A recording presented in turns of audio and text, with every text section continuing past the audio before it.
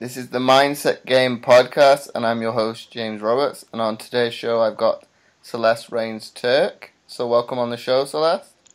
Thank you so much. I'm happy to be here. So can you give a brief introduction to who you are and what you do for the listeners that didn't get a chance to catch our first podcast we did together? Yeah, absolutely. So I'm an online fitness coach, self-love, confidence, and mindset mentor. And my main thing is all about making fitness about building more than just a body. And I do that by combining the right fitness and nutrition regimen with a huge emphasis on self-love, confidence, mindset, well-being development, and behaviors in general. So I'm all about incorporating the whole entire aspect of who you are rather than just the surface level, because I believe we all go so much deeper than that, and it's a huge part of fitness. So talk to me a little bit more about self-love then. So what do you want to know? I mean, to me, it's like the most important thing in life in general. Without self-love, I feel like we can't do anything to the best of our ability. When we show ourselves love, we're really allowing ourselves to make the best decisions for ourselves. So do you have any questions specifically? You want me to just go into it? How did it come about for you personally?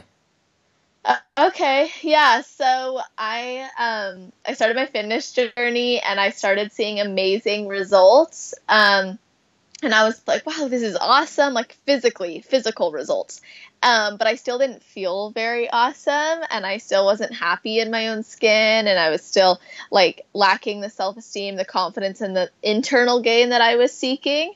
And that's when I realized that fitness was about building more than just a body. And I realized that I was being treated by certain people, and I was experiencing certain results in other areas of my life, all because of my internal world. So I realized I had to start showing myself more love and really taking that time for myself. So that's exactly what I started to do. And that's when I realized, self-love is the most important part. And when I incorporated more of it into my journey, I started seeing the results on both an internal and external way. Okay. And what tips could you give to other people that are on that fitness journey and are sometimes struggling to get the results that they want because obviously they're not focusing on themselves from time to time?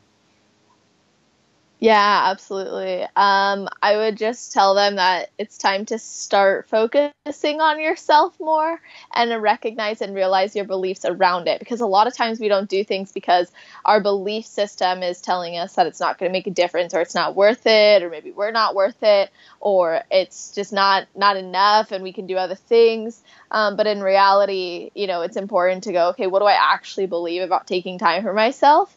And then realizing that it is important, and you have to come to these conclusions on your own, right? You have to form your own beliefs around these things, but just form a belief that you are allowed to give yourself more, and that by giving yourself more, you're not only helping yourself grow, but you're contributing more to others. And then, of course, in return, you're going to receive more as well. So I would take more time to either journal or visualize or really get in touch with who you are deep down inside. What makes you happy? What are you passionate about? What's your purpose? What's your big reason why? Really tapping into all of these big things that we seem to neglect over time because we're so focused on changing what we see in the mirror versus the whole entire being.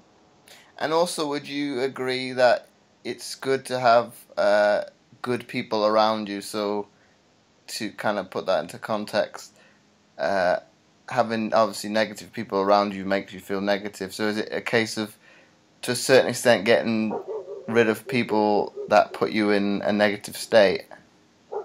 Yeah, absolutely. Oh yeah, 100%. Your environment is so important. And if you're surrounding yourself with people and things that aren't serving you or aren't empowering you or lifting you up or inspiring you to take any sort of positive action, then it's definitely time to change that. And I know personally, it's like sometimes it seems like a culling process, and you're like, oh my gosh, I have nothing left. Like, I don't have people in my life now that are serving me. Like, how am I going to do this? And then you kind of have to remind yourself, like, it's okay and it's necessary to let go of the negative to create space for positives to come in. So I absolutely agree with you.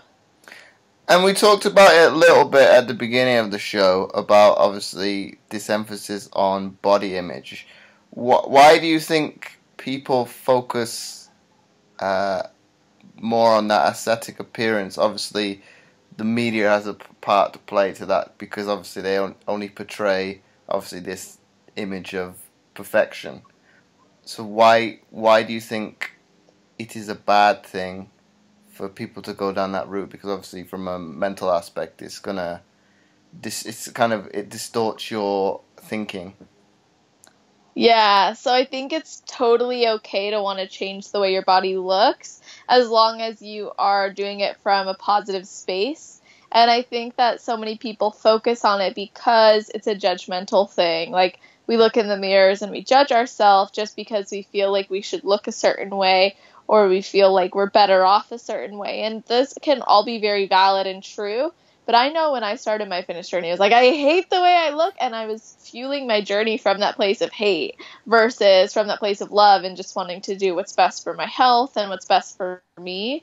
So, yeah, it's important to see the things that you want to improve on as long as it's coming from that loving space, and also making sure that you still recognize that you go deeper than that. So I think that a lot of people focus on it because it's what's preached the most, right? You see it all over, like, get a better this, get better that, have this, attract this. And it's like, what? Like, why are we emphasizing that so much when it's not even about that? Like, that's a byproduct to improving your inner world and making positive choices for yourself. Like, the body is just a byproduct. It's a bonus. And you say this notion of hating your figure. In some ways, is that not a bad thing to kind of have that reflection on yourself, both good and bad? What do you mean? Obviously, people are going to have those negative thoughts about, oh, I should do this, I shouldn't do that, and so on.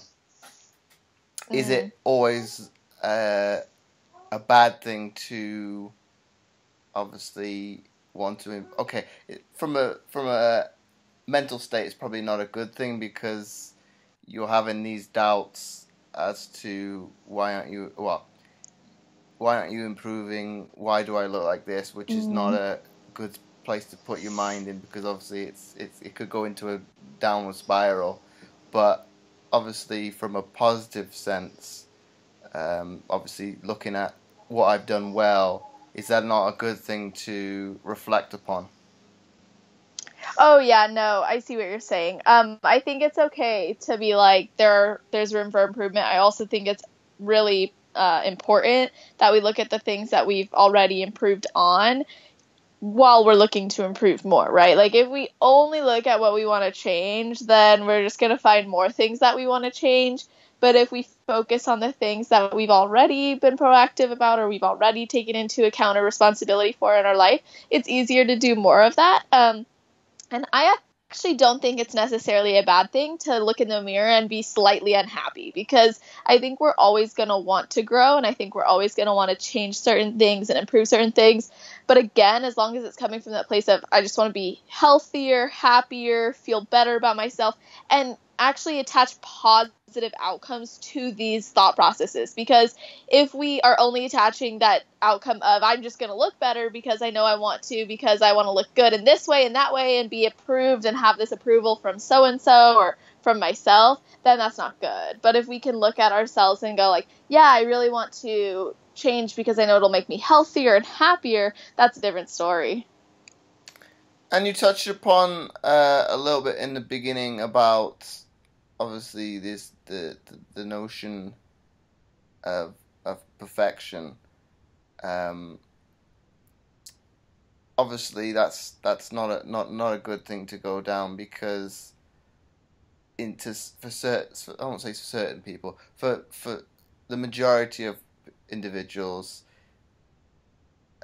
it's probably too far a goal to achieve. Obviously, that low percentage of body fat because it's obviously social media to some degree only portrays themselves in that low percentage all the time, whereas that's not realistic. Whereas they're not showing their true selves, where they look at, say for example, obviously the ones that do shows, they're not showing their true selves, obviously out of season, so they don't show that they're being a human being.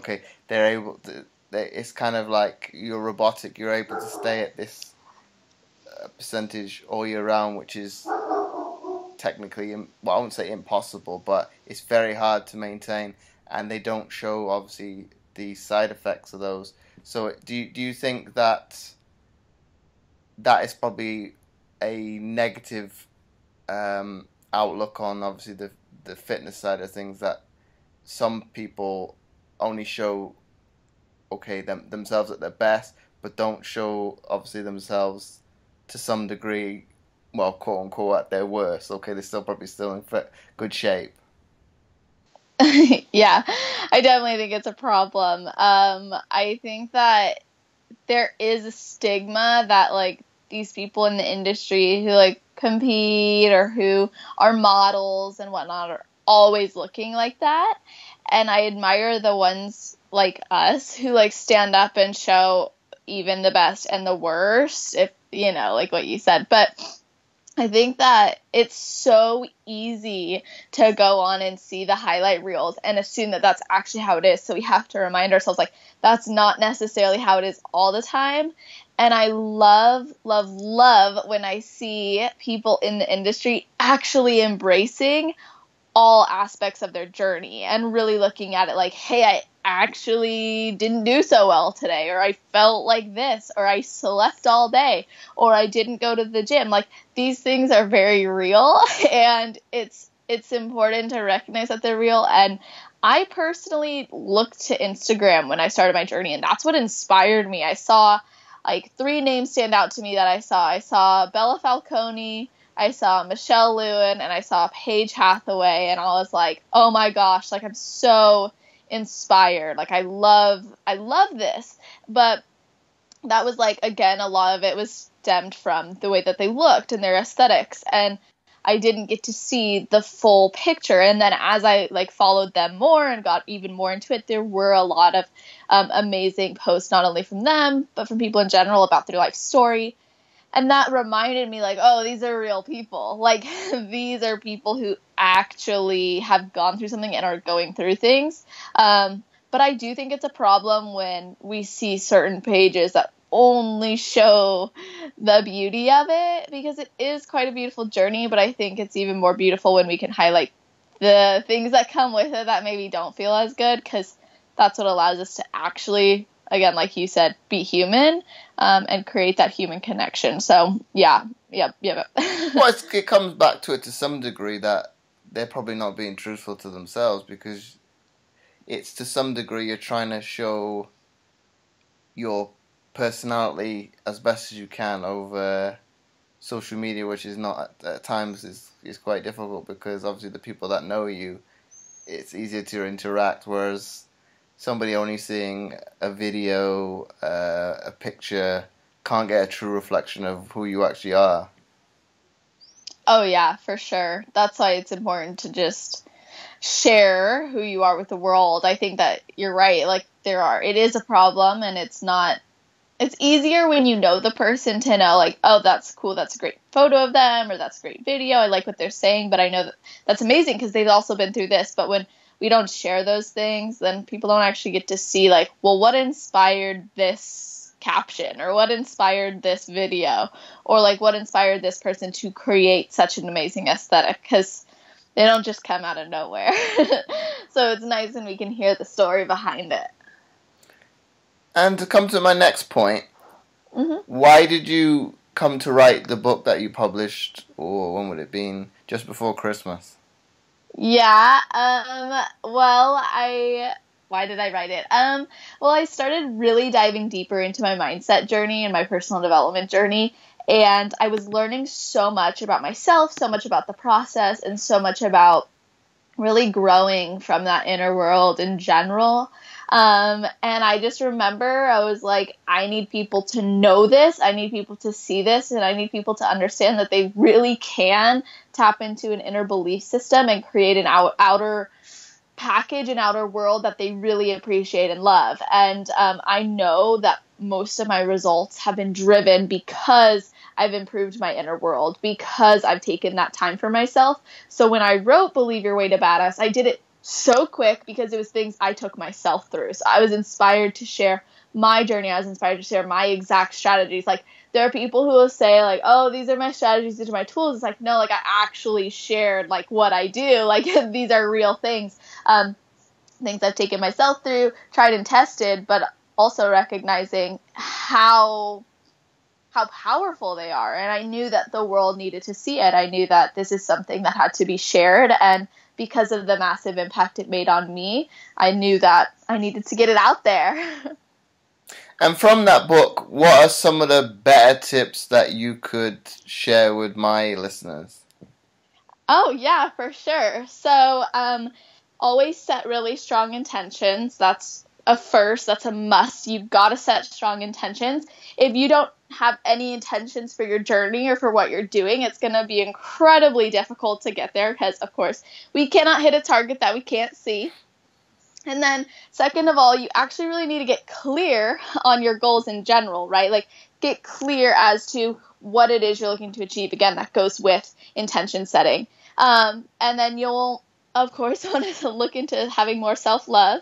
So developing your self-love, coming from that place of looking at yourself and deciding, like, there are things to love about yourself. So what do you love right now? What is it that you'd like to love more or would like to create love for? Maybe that for you could be, I want to love my fit and healthy lifestyle, but instead of saying, I want to, it's, I am in love with my healthy and fit lifestyle. I feel so amazing. So we're speaking everything into existence and thinking that it's already done because we know that it is our future. We know that's who we're becoming. So that goes into the next bit, which is identity work. Really getting clear. I mean, pretty much the whole book is identity work, because we're, of course, Believe Your Way to Badass.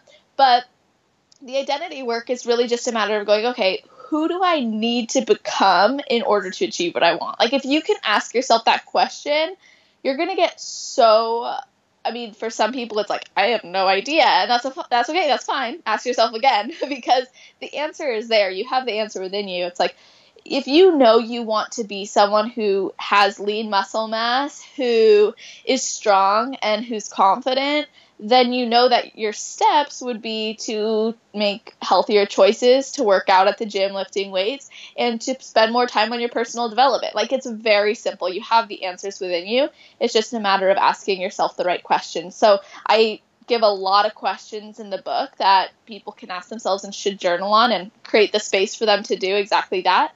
And then I'm pretty much sharing like a lot of the little pieces, but those are some of the key things, and really like tapping into that next level version of you and creating a game plan, like really creating a game plan for where is it you see yourself going and how are we going to get there, starting from a year from now all the way down to tomorrow. Like, we're making this happen now. Like, this is no longer an afterthought or a thing that happens like when you're ready. It's like you were ready yesterday. You were ready the day before that. You just had to get your mind ready and get yourself in that position and that belief that this is already done. This is happening.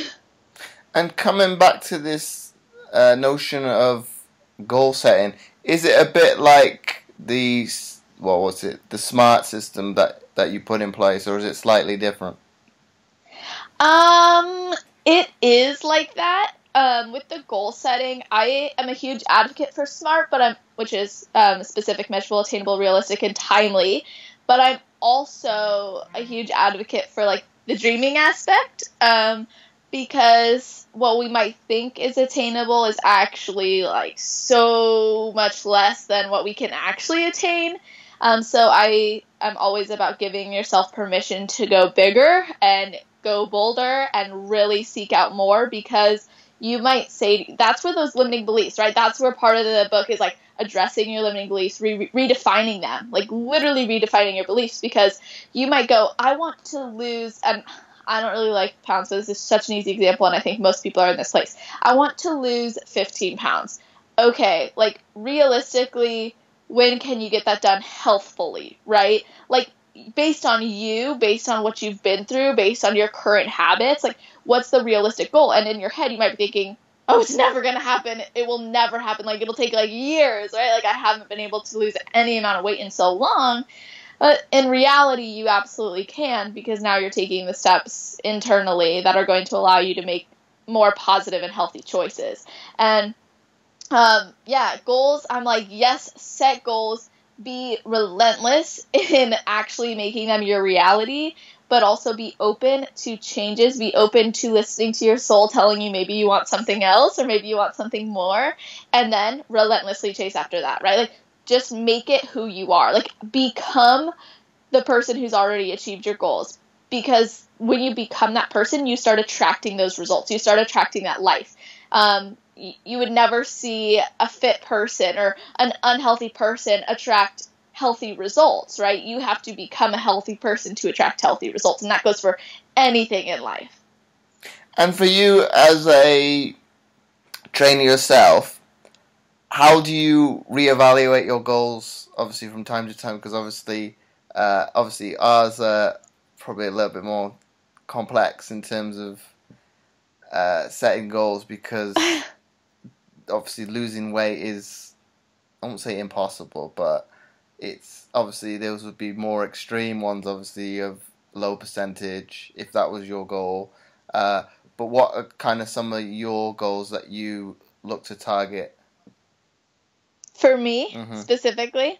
So right now I'm in bikini prep, and I wasn't going to do a competition again because of how, like, my last experience was amazing. Like, it was super healthy and, like, fun, but the aftermath was terrible, and my body image throughout was really bad. And I was, like, judging myself so hard. So my goal now is to compete again, but actually show myself and show the world that you can do it in a very healthy and positive and freeing and empowering way. So my goal is to create a very, of course, healthy regimen, one that's strict, but not to the point where I feel constricted.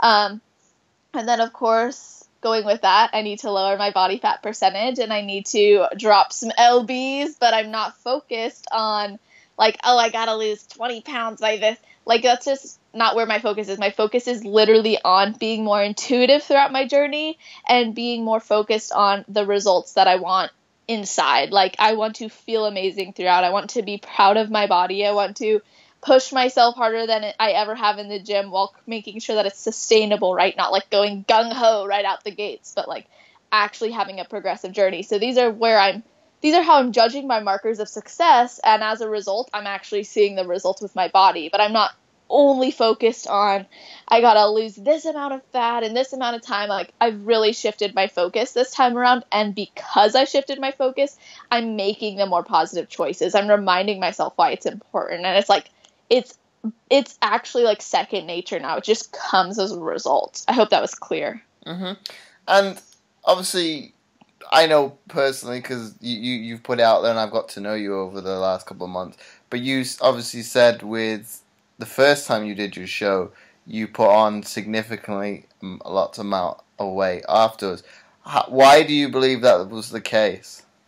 So it's literally, I can explain this. So, like, I put on a significant amount of weight because my body, as you know, there's like that metabolic shock that happens where I did not go extremely low in my calories or carbohydrates or proteins or fats throughout the show. So I just want to make that clear. Like, I never starved myself or did anything unhealthy of that realm at all. But the body still has to adapt and adjust. So the week out before the show, you're manipulating like crazy. Like, your water's manipulated, your salt intake is manipulated throughout the whole entire preparation, and your body's really being forced to only eat. And I don't want to say forced, but it's like more of a choice, a very specific choice to only fuel your body with certain foods, right? Like lean proteins, lots of vegetables, usually cruciferous, and of course, a ton of healthy, complex carbohydrates. So, and some simple as well, depending. We're not even going to get into that. But anyway, I could go on. But anyway, like, I was eating very specific foods all the time. So after the show, it was really a matter of me, like, I was kind of like, oh my gosh, I reached this goal, yay, yay, yay, it's great. And then after the show, I was like, okay, boom, like, I'm done, it's over. And I had, like, a massive meal after my show, which is cool. Like, that's not going to change things forever. But it was, like, the weeks that followed were really difficult for me because my motivation was so all over the place because I was like, oh my gosh, I just competed, but now, like, my body's not going to stay this way, and I know that's not realistic. And I was, like, creating a very negative headspace. And then I remember, like, my appetite was all over the show. Like, I was, like, really hungry one day, and then I wasn't hungry another day. So I was constantly, like, I wasn't creating consistency. I was so consistent leading up to my show that after the show, not being consistent shocked my body and made my body store everything. My body's like, we're not going to get fed. We are going to get fed. We're not going to get fed. So it was, like, this constant, like, battle. So my body, of course, as you know, with the metabolic shock, is like, okay, let's store it because we don't actually know. So my mistake was not doing a proper reverse diet. I hired a coach and I didn't even know my numbers. Like, I could have easily put it into my MyFitnessPal and calculated it, but I didn't. I wasn't mentally prepared to do that. And I didn't create that permission for myself to sustain the results. I just was like, all right, I did my show and now, like, I'm going to be fine. I'm going to put on more muscle and then I'm going to do another show. I'm just going to keep in this cycle. When I knew subconsciously I didn't want that. So then I was making intuitive choices that weren't serving me because I wasn't actually tapping into what I needed to do, which was a proper reverse diet to make sure my metabolism stayed happy and healthy and my body stayed on track with me. So I gained 30 pounds in, like, 3 weeks. Like, it was so bad. And yeah, it was really terrible. And it felt horrible too, but that's because I had gone from this decrease to all of a sudden, like, all over the place. So that was just improper reverse dieting. And do you think you'll be better prepared this time around?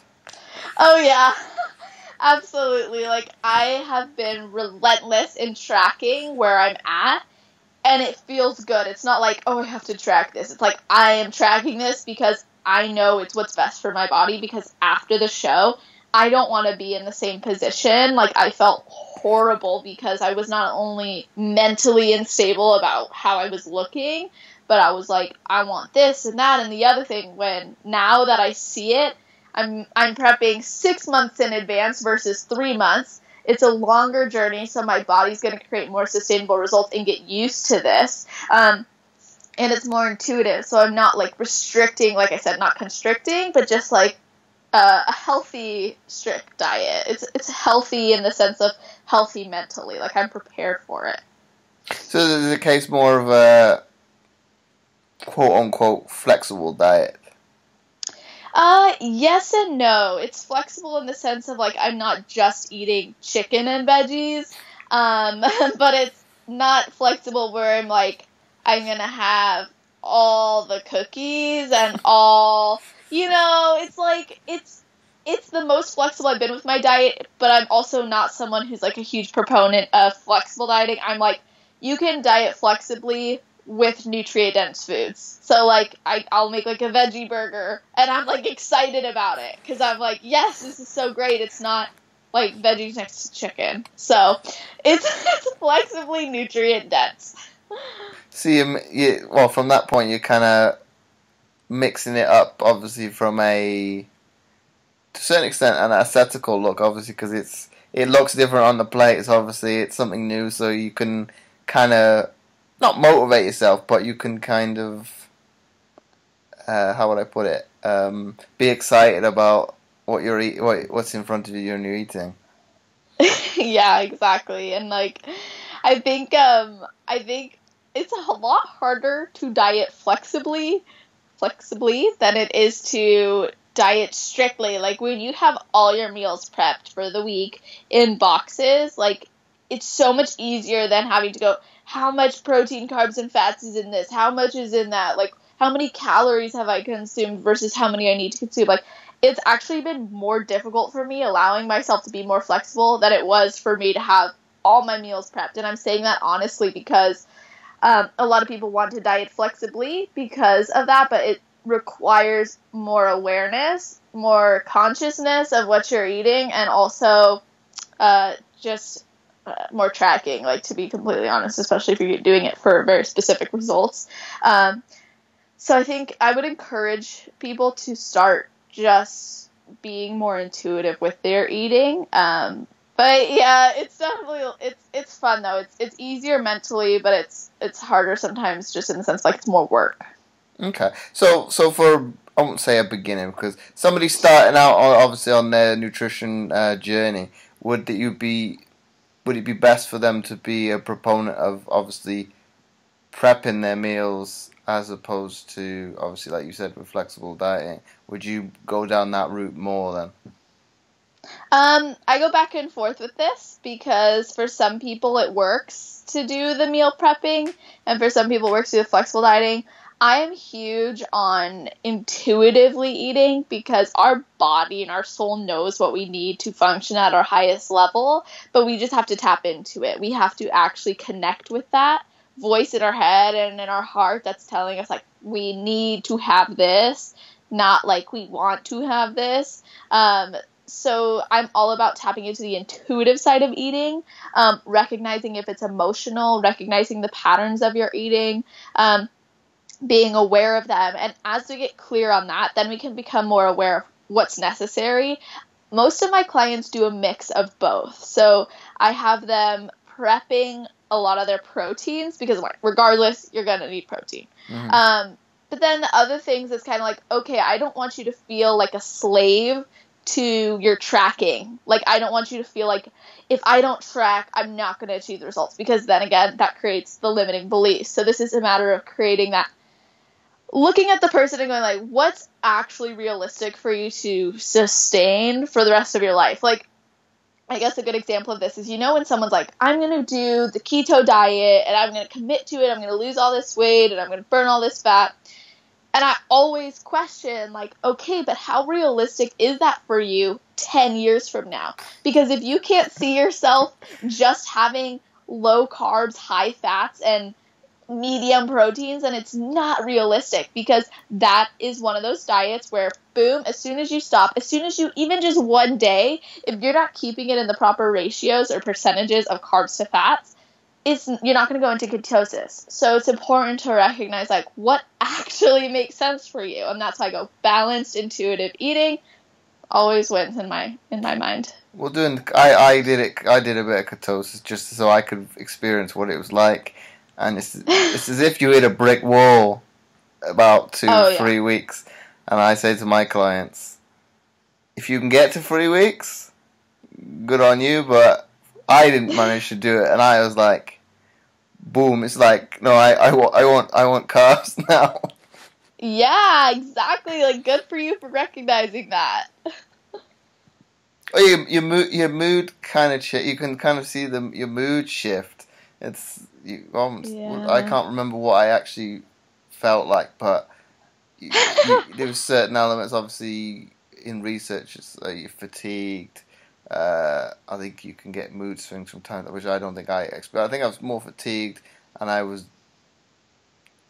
down a bit, but I was with my trainer. I said, no, he said try 2-3 weeks. I said, now this is me. Obviously, we've got to change it up now. But I saw the results, so I can say, well, if you stick at it. But like you said, 10 years. I don't think that would be very, very realistic. Yeah. You'd be all over the place mentally, and obviously, like you said, the negative connotations with the diet being all over the place. If you like we say as trainers, if we're struggling after 2 weeks, if you can keep it going longer than that, generally, what would it be? Ketosis is probably like 3 weeks max.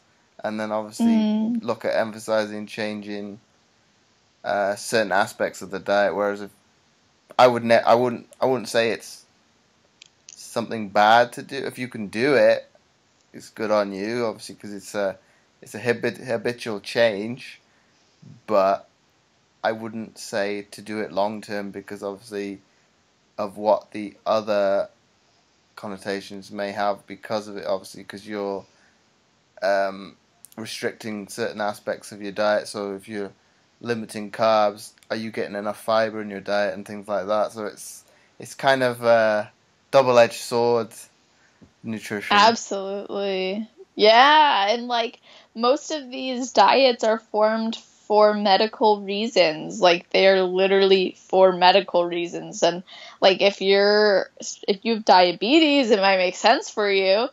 But if you don't, like, and you know that you're someone who thrives with carbs and balanced eating, like a good amount, a higher amount of carbs, medium amount of fats, and medium amount of proteins, and like a lower amount of fats, then like, good for you. You recognize where your body functions. So I agree with you. I think it's a matter of like, you can try these things out, but like, just be consciously aware. Like, I know when I started my fitness journey, I treated myself like such a guinea pig. And when I got certified, I was even more of a guinea pig. I was like, okay, let's try intermittent fasting. Hell no, that's not working for me. Okay, let's try this. And I was like, nope. And I realized, like, this is because our body already knows. Like, for some people, intermittent fasting is like, they're naturals at it. They're like, yep, that's me. That's what I like. It's so good for my lifestyle. It's so good for me in general.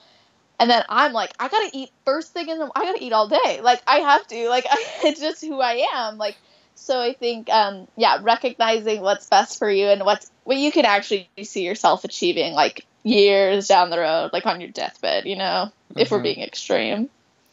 And if you had to wrap this podcast up into one sentence to kind of give a few tips to people, what would it be? Well, I can definitely say that fitness, and I know I already said it, but I'm going to say it again because it's so important.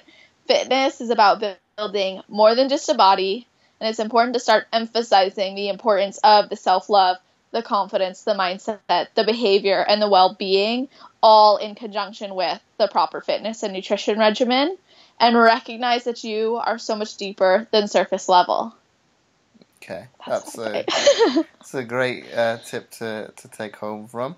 So once again, Celeste, thanks for taking the time out of your busy day to come on the show. Absolutely. Thank you for having me again. It's so nice. It's always a pleasure. So for everybody else, this podcast will be aired every Thursday. So until next week, I will see you then.